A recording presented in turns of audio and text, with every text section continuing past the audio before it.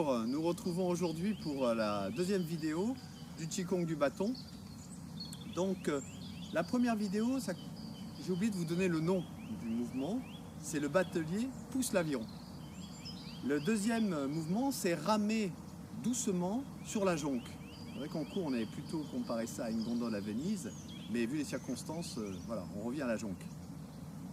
Donc je vais vous montrer d'abord le mouvement dans sa totalité, de face et de profil. Puis ensuite, on verra étape par étape comment le réaliser. Bien, j'ai terminé en fait le mouvement précédent en plaçant le bâton à ma droite. Mes mains sont placées un tiers au centre, un tiers de chaque côté. Le bâton est à droite. Je tire vers l'arrière, je change la main derrière, je prépare le bâton et le pied, et sur l'expire, je descends le bâton, je remonte. Sur l'inspire, je tire le bâton vers l'arrière, je le remonte au niveau de la tête, je change la main devant. Sur l'expire, je descends le bâton, je recule.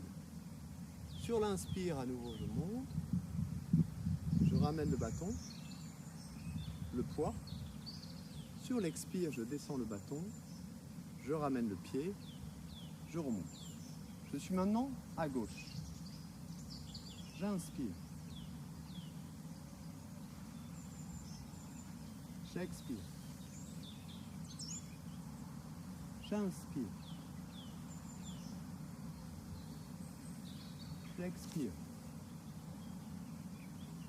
J'inspire. J'expire. Bien. Maintenant, je pose le bâton et on va voir donc le détail de ce qui se passe en haut du corps, de ce qui se passe en bas du corps. On commence par les jambes.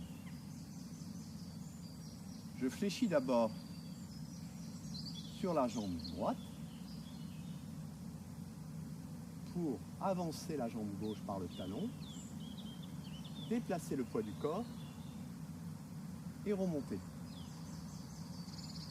Puis je fléchis pour déplacer le poids du corps sur la jambe arrière, le pied reste au sol. Quand je suis en équilibre, je recule le pied d'un pas complet, talon planté, puis sans remonter, je déplace le poids sur la jambe avant, je prépare la jambe arrière, le pied arrière, que je ramène à côté et je remonte. Donc, en fait, il s'agit, si je simplifie, de faire un demi-pas devant, de me préparer ensuite à faire un pas complet vers l'arrière et de revenir pour faire à nouveau un demi-pas vers l'avant. Donc finalement, je reviens à l'endroit d'où je suis parti, un demi-pas devant, un pas complet vers l'arrière, je finis par un demi-pas vers l'avant. Voilà pour le bas. Donc il y a cette notion d'enracinement, garder le dos droit, déplacer le poids quand je le décide. En fait, c'est le bâton qui va le décider, vous verrez avec le bâton. Remonter, puis redescendre. En restant en bas, le pas complet. J'étire pied flex, l'arrière de la jambe droite. Je reviens. Tout le poids ici. Ramène l'autre jambe. On monte comme tiré par un fil invisible. Par paille, ouais, on remonte pour garder l'équilibre. Qu'est-ce qui se passe ensuite au niveau du bâton? Au niveau du haut du corps. Au niveau du haut du corps, le bâton reste horizontal, décrit un cercle vers l'arrière, vers le haut, vers l'avant. Et au moment où je suis vers l'avant, je change de côté. Je remets le bâton à l'horizontale. Je décris un cercle vers l'arrière, vers le haut, vers l'avant. Et je change côté. Très simple. La difficulté, c'est que le bâton doit rester horizontal, c'est-à-dire qu'il ne doit pas commencer à pencher dans un sens ni dans l'autre. Ensuite, ce bâton, je le garde près de moi, pas trop loin. Donc ça contraint les épaules à une certaine souplesse dans le mouvement.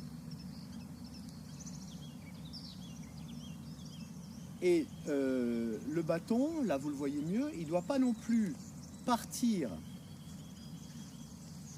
tout en restant à l'horizontale, il ne doit pas partir côté ni dans un sens, ni dans l'autre. Un peu comme si finalement le bâton se comportait comme l'axe d'une bielle de locomotive, vous voyez, il tourne en cercle. La seule chose, c'est qu'il change côté. Locomotive, ça fait pas ça. Et les locomotives dont je parle, c'est pas les TGV, c'est plutôt les locomotives à vapeur de l'ancien temps. Donc, voilà pour le bâton, mais c'est pas tout. Restez avec moi, c'est pas tout. Parce qu'il y a aussi la main. La main. C'est-à-dire qu'il y a un mouvement de main, quand je tire vers l'arrière, la main, la paume reste en contact et la main change de sens sur le premier mouvement du bâton. Puis là, vous aurez du mal à voir puisque je suis de l'autre côté, donc je me tourne. Donc j'ai une main paume vers la terre, une main paume vers le ciel. Deuxième mouvement, deuxième cercle du bâton. J'attends de ramener un peu vers l'avant pour changer la main, qui repasse paume vers la terre. Deuxième mouvement du bâton. Puis, troisième mouvement du bâton, il n'y a pas de mouvement de main. C'est juste le bâton. Et je reviens. Comme le bâton fait 3 cercles, c'est impair. Donc si je pars à droite, premier cercle, je suis à gauche. Deuxième cercle, je suis à droite. Troisième cercle, je vais à gauche. Donc je suis prêt pour l'autre côté, naturellement. Pourquoi le bâton est à droite? Le bâton est à droite parce que sur le premier cercle, je me prends appui sur la jambe droite pour avancer le pied gauche. Et je vous ai dit déjà que, d'une manière générale, dans tous les mouvements, c'est le pied qui commande l'ouverture et on commence par l'ouverture, par le pied gauche, par l'ouverture du pied gauche. Alors, vous me direz pourquoi ça? C'est plutôt que dans l'esprit du Qigong et de la pensée chinoise, il y a une prédominance du yin sur le yang et que donc on considère que la gauche c'est le côté yin et la droite c'est le côté yang. Donc comme on dit le yin et le yang, parce on vit dans le monde de la manifestation, dans le monde réel, donc bref, on considère qu'il y a une priorité qui est donnée au yin. Alors que dans la pensée judéo-chrétienne, c'est plutôt l'inverse, c'est plutôt une priorité qui est donnée au pur esprit. Voilà. Donc, une explication possible parmi tant d'autres. Bien, on reprend maintenant le mouvement en essayant de coordonner le haut et le bas. Au début, on ne s'occupe pas des mains. Je vous conseille au début de ne pas vous occuper du changement de main. Donc je vais le faire une fois sans le changement de main, de chaque côté, avec vous. Et ensuite, une fois avec le changement de main. Pour ceux qui connaissent, ceux qui sont déjà habitués au mouvement. Je prends mon bâton, 3 parties égales. Pourquoi 3 parties égales, c'est important? Parce que si je suis décalé ici, quand je vais tirer le bâton vers l'arrière, vous voyez, ça va tirer trop derrière et je vais perdre l'axe, je vais perdre l'équilibre. Voilà pourquoi c'est important que les mains soient bien placées.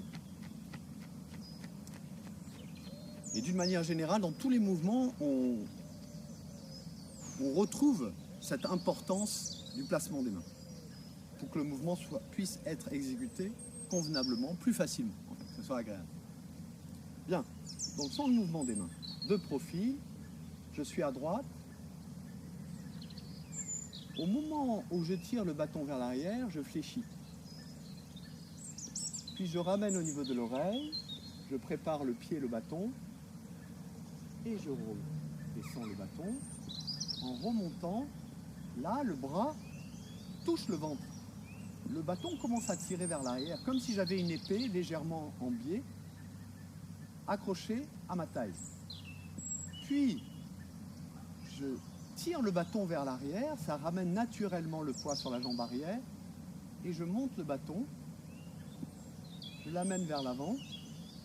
Quand le bâton descend, un pas complet vers l'arrière, et là, talon planté au sol, toujours fléchi. Vers l'arrière, le bâton ramène vers l'avant, le poids vers l'avant. Quand le bâton descend, mouvement naturel du pied, à la fin, je monte. Je suis prêt pour l'autre côté. Je place les souffles. J'inspire dans la torsion, en préparant, et j'expire en relâchant, en descendant le bâton. J'inspire en montant le bâton. J'expire quand le bâton descend. J'inspire en montant le bâton. J'expire quand le bâton descend. Donc je vais démontrer sans le changement de main, une fois d'un côté, une fois de l'autre. Je rajoute le changement de main. Juste les souffles. J'inspire.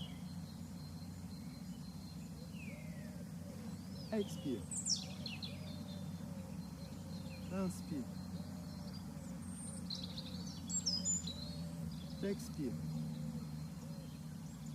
J'inspire.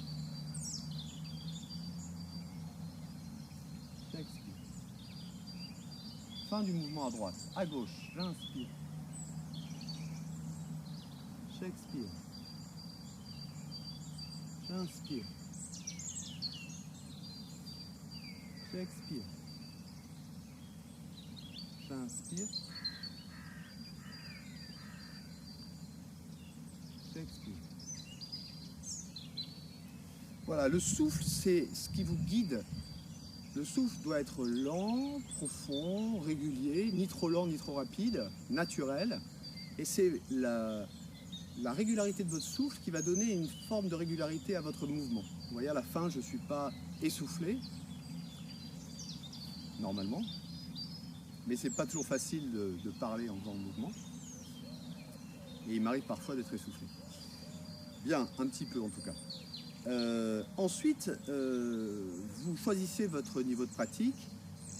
C'est-à-dire que, effectivement, si je descends plus bas,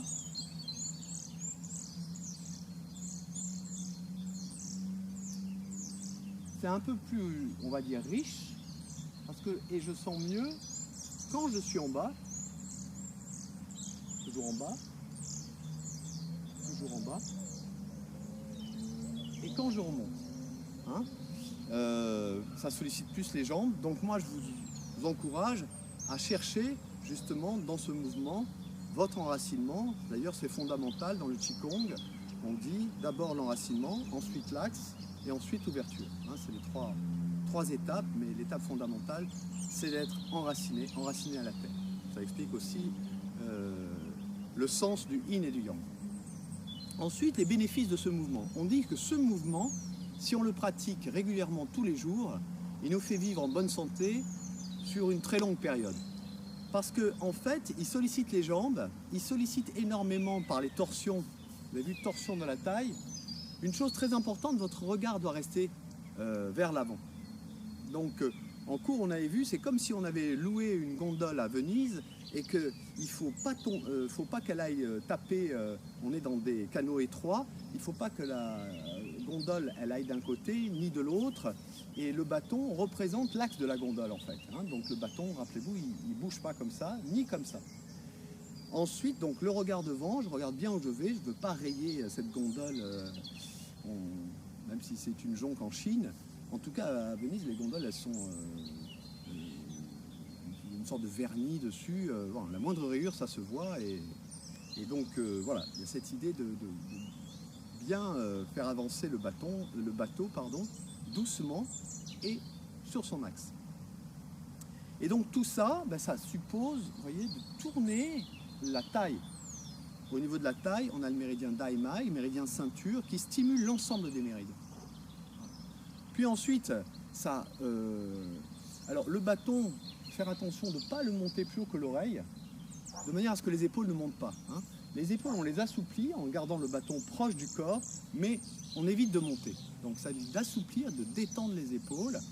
Quand les épaules sont détendues, on invite toute l'énergie à redescendre vers le bas du corps, et ça libère également, en partie en tout cas, la souplesse nécessaire pour une bonne respiration. Voilà, donc bonne pratique et on se retrouve pour la prochaine vidéo très bientôt. Au revoir.